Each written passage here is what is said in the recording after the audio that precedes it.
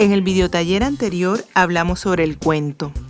En esta oportunidad hablaremos sobre la tradición oral y cómo se relaciona con los textos literarios. Empecemos. ¿Alguna vez has leído un texto literario y te ha dado la impresión de que estás escuchando hablar a dos vecinas del barrio, a un tío, a tus abuelos o a tus amigos?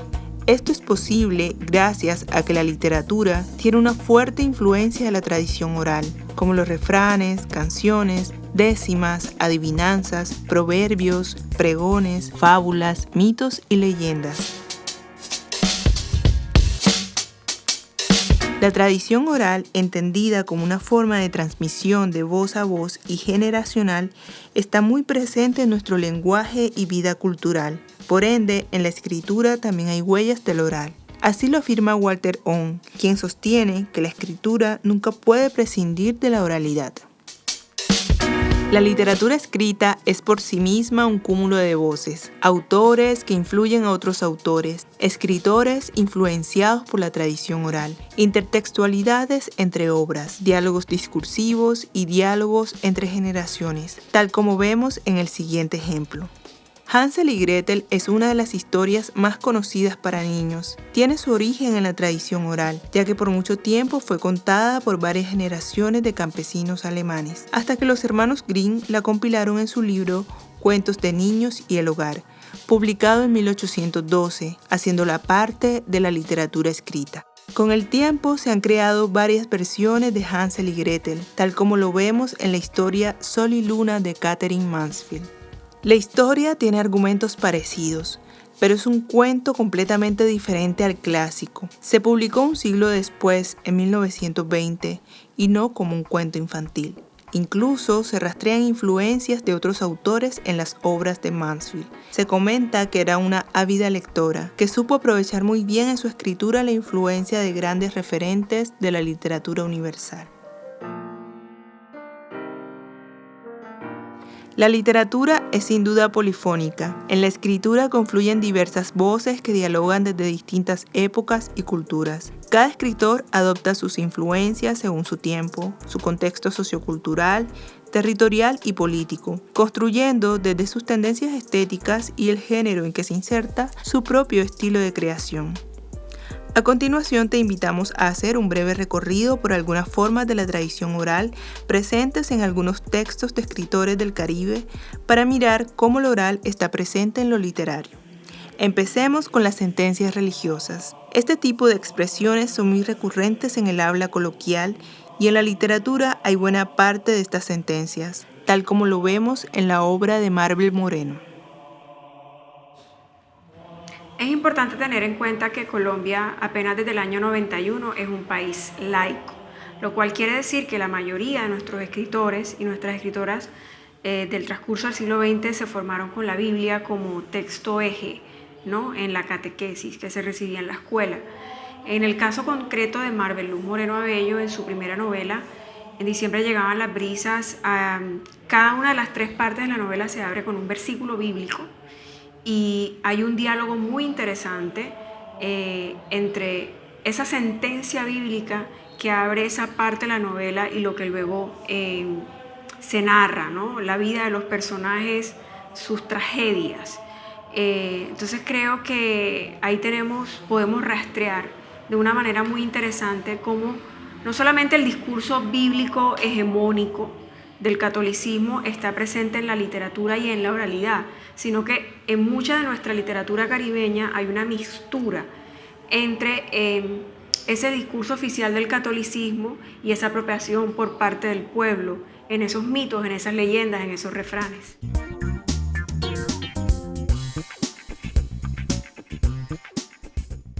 Otra forma de oralidad en los textos literarios son los refranes, aquellas expresiones valorativas de una comunidad que pueden variar según el contexto. Veamos el siguiente ejemplo. ¿Cómo paga el diablo a quien bien le sirve? Es el título del cuento del escritor sucreño John Jairo Junieles, publicado en el 2006. Eso pensaba, hasta que un día llegó a mi mesa una fotografía y un informe lacónico. Traficante baleado por la policía. Se le conoce como el Nacho. Se le imputan varios crímenes. Era considerado un asesino cruel. ¿Cómo paga el diablo a quien bien le sirve? El asesino cruel estaba sobre la acera. Lo rodeaba un charco de sangre. Y tenía una cara más estúpida que la que yo tenía a los 17 años. Otro ejemplo es el título del libro De dónde flores, si no hay jardín, de Alonso Sánchez Baute. Pero computadores café no encontré, solo vi blancos. Y como dicen por ahí, primero calva que con trenzas.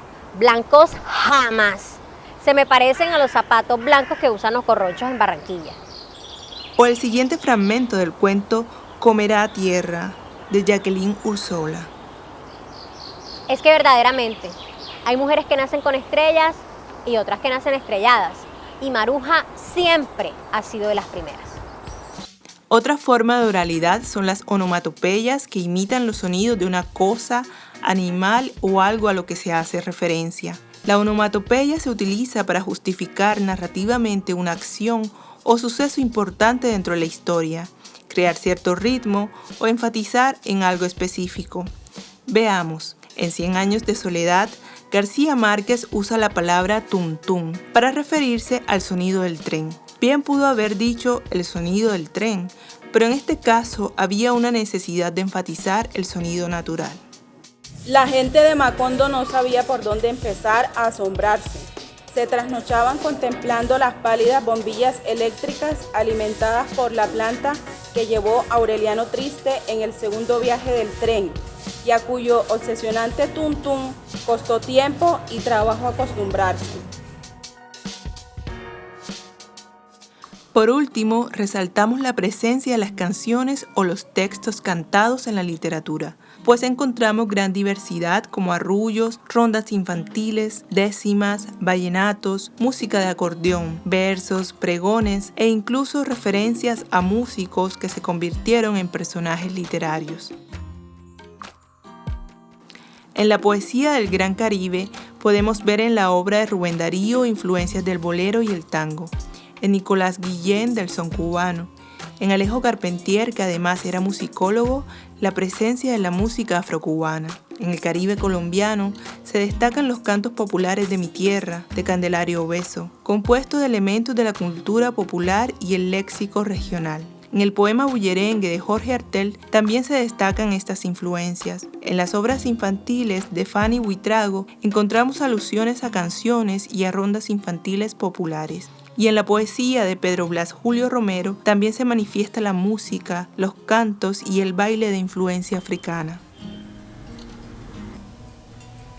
Un barrio, un ornamento de sombras.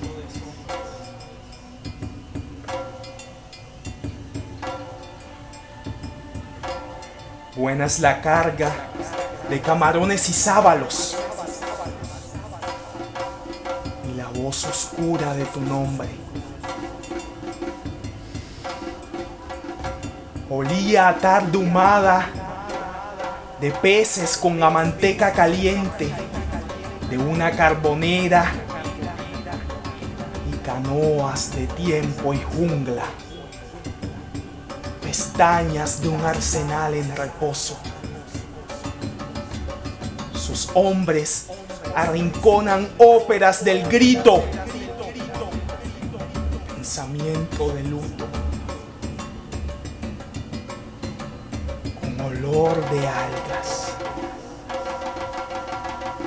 Y pavor de playas desconocidas.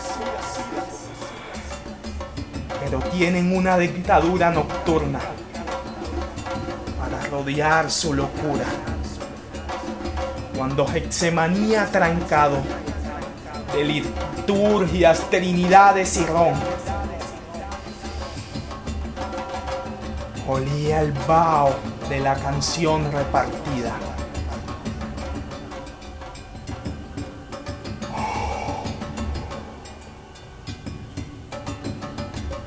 Y era el bostezo primitivo,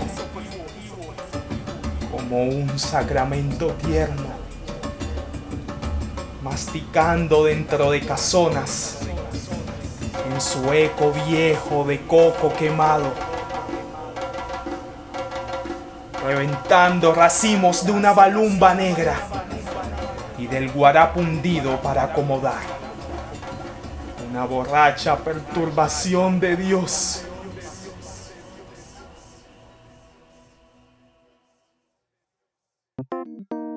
Asimismo, Gabriel García Márquez recoge elementos de la tradición y de la riqueza narrativa de la música de acordeón o vallenata. En sus obras transitan juglares reconocidos como Francisco el Hombre y Rafael Escalona.